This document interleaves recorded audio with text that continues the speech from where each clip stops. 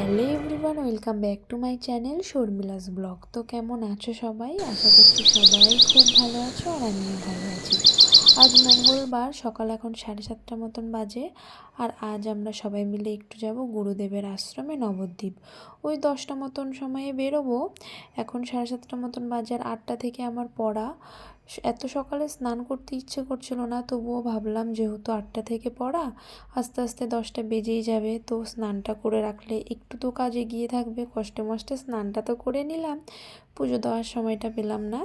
তো পড়া থেকে এসে পুজো দিয়ে আমরা রেডি হয়ে বেরিয়ে গেলাম। আসলে আমার দিদিও যাচ্ছে আর মা যাচ্ছে না, মায়ের একটু কাজ আছে তার জন্য। আর দিদি বড়গাছি থেকে উঠেছে, আমরা দাঁড়িয়েছিলাম, দাদাভাই ওকে বাইকে করে দিয়ে গেল। আর এই তো আমরা আশ্রমে পৌঁছে গেছি। আসলে এই প্রথম আমি আসছি ওনার কাছ থেকে মন্ত্র নেওয়ার পর, এই উৎসবে প্রথমই আসছি, তার জন্য আমার ঠিক জানা ছিল না এটা কোথা দিয়ে। আসার পর শুনি শ্রী চৈতন্য মহাপ্রভুর জন্মস্থানের ওইখানেই আমাদের গুরুদেবের আশ্রম, অনেকে নিমাই নামেও চেনে, কিন্তু আমার আগে থেকে জানা ছিল না যে এইখানে আমাদের গুরুদেবের আশ্রম। আসার পরে শুনে তো আমি পুরোই সারপ্রাইজ যে এত সুন্দর একটা জায়গার না চাইতেই আজ আমি দর্শন পাবো।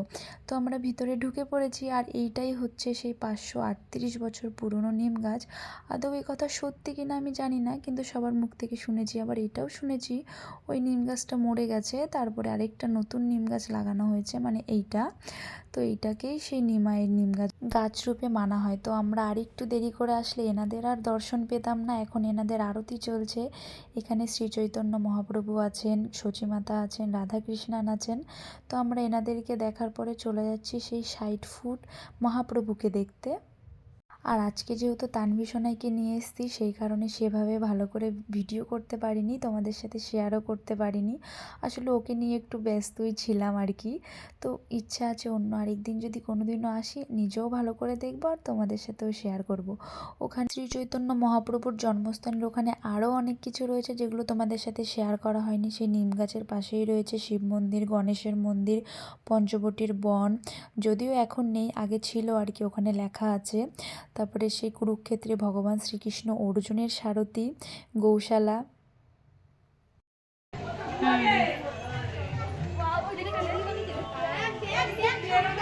পাথর এগুলো, পাথরের মানে সেটা না, পাথরের ডিজাইন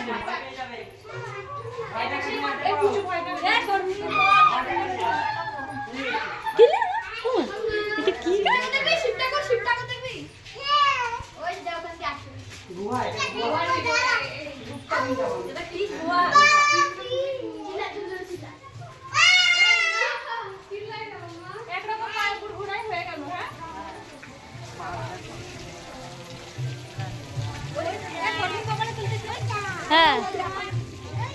নিশি বলবে আমি কেন গেলাম।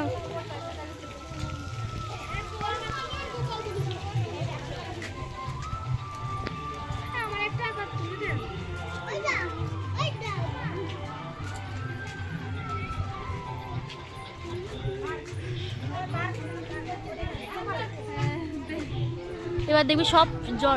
আসলে আমার অনেক দিন থেকে ইচ্ছে, আমার পুরো পরিবার, দিদিরা সবাই মিলে একদিন যাব মায়াপুর ঘুরতে, কিন্তু এই ব্যস্ততার দিনে কারো হাতে সময় হয়ে ওঠে না, তাই কোনোদিনও যাওয়া হয় না।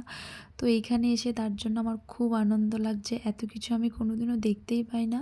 সেই দুর্গাপুজোয়, লক্ষ্মী পুজোয় ঘুরতে গেলে ওইটুকুই, এভাবে কোনোদিন আর কি ঘোরা হয় না। আর আজকে যেহেতু দিদি আছে, মামিরা আছে, কিন্তু মা থাকলে, বাবা থাকলে, দাদা ভাই থাকলে আরও খুশি হতাম, খুব ভালো লাগতো।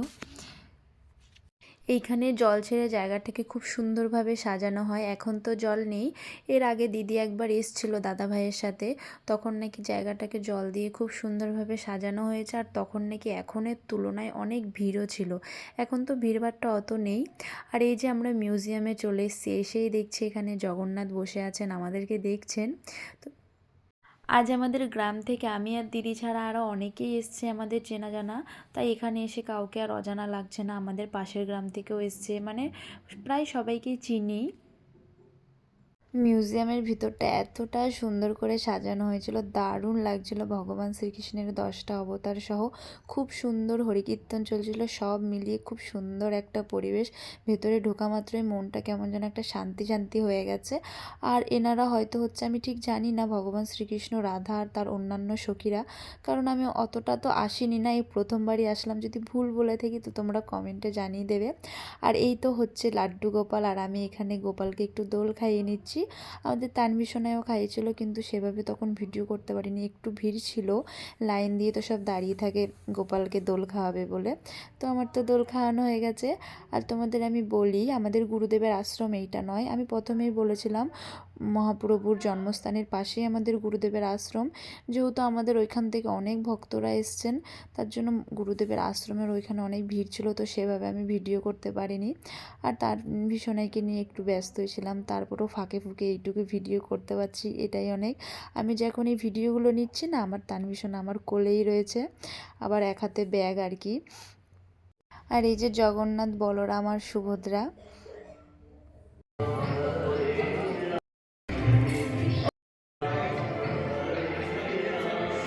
ভাই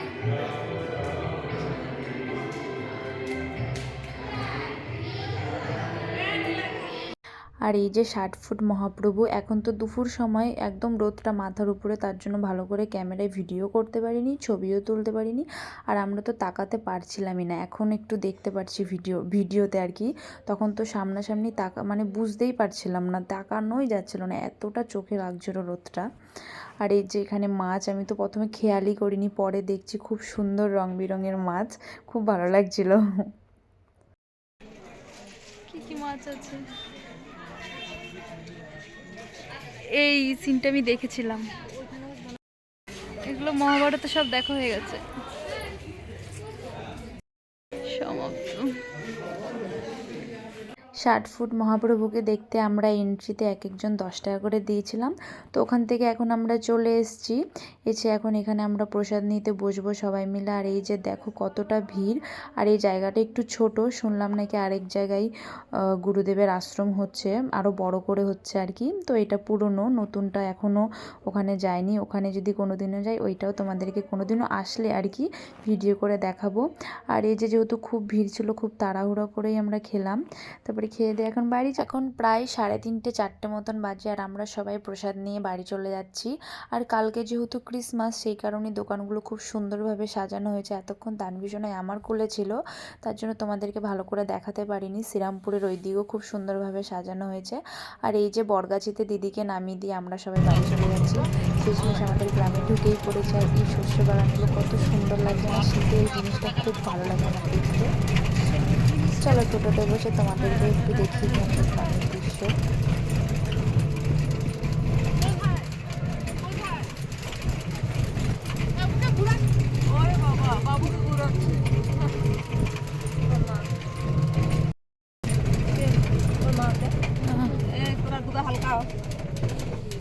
ভেবেছিলাম বাড়িতে আস্তে আস্তে সন্ধ্যা হয়ে যাবে, তো সেই কারণে সোয়েটার নিয়ে নিয়েছিলাম, কিন্তু বেলায় বেলায় চলে এসেছি, সোয়েটারের তো কোনো প্রয়োজনই পড়েনি। সম্মান করে বেচারিকে নিয়ে গেছিলাম, সে বেচারি রাগ করবে, তার জন্য তাকে বাড়িতে এসে একটু পরে নিলাম। তো আজকের ভিডিওটা এই পর্যন্তই। তোমাদের সবার কেমন লেগেছে অবশ্যই জানিও, ভালো লাগলে একটা লাইক, শেয়ার, কমেন্ট, আর অবশ্যই আমার চ্যানেলটা সাবস্ক্রাইব করে দিও। আর এখানে আমি দেখাচ্ছিলাম সিঁদুরটা কপাল থেকে একদম আমার স্মৃতিতে চলে গেছে, এটাই দেখাচ্ছিলাম আর কি। তো চলো আজকের মতন টাটা, দেখা হচ্ছে নেক্সট অন্য কোনো ভিডিওতে।